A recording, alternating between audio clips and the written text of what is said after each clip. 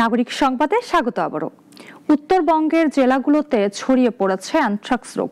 গাইবান্ধার সুন্দরগঞ্জে একই গ্রামে 11 জন আক্রান্ত। এতে এলাকা জুড়ে আতঙ্ক সৃষ্টি হয়েছে। আনোয়ার হোসেন শামীমের রিপোর্ট, জানাচ্ছেন শাশ্বতী সরকার।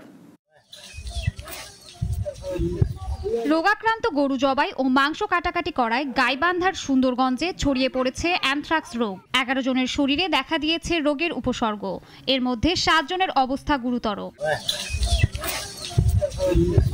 স্থানীয়রা জানান, সপ্তাহখানেক আগে বেলকার কিসামত গ্রামে একটি গরু হঠাৎ অসুস্থ হয়ে পড়লে সেটি জবাই করে মাংস ভাগাভাগি করা হয়। এর কয়েকদিন পর থেকেই তাদের শরীরে ফোসকা, ক্ষত এবং মাংসে পচন ধরতে শুরু করে। হাত, নাক, মুখ ও চোখে স্পষ্ট হয়ে ওঠে এসব উপসর্গ। খালাইতে এই যে গোস্তটা কাটতে রক্তটা হলো চটকি গেছে, উড়িয়ে তারপরে ফসা হচ্ছে, তখন তোর গায়ে সুন্দরগঞ্জ মেডিকেলে নিয়ে গেছি। গরু কাটছি, গরু কাটিয়ে বলে এই হাতত ঘাও ধরছি, চোখত ঘাও ধরছি, ফসা পড়ার মতো হয়েছে। গরুটি জবাইয়ের কাজে যারা ছিলেন তারা সবাই অ্যানথ্রাক্সে আক্রান্ত। এতে গ্রাম জুড়ে ছড়িয়ে পড়েছে আতঙ্ক।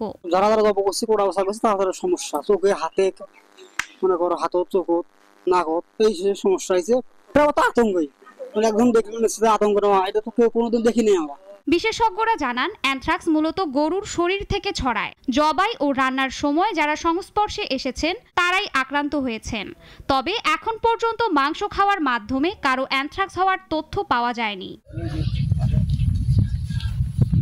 শাশ্বতী সরকার, নাগরিক।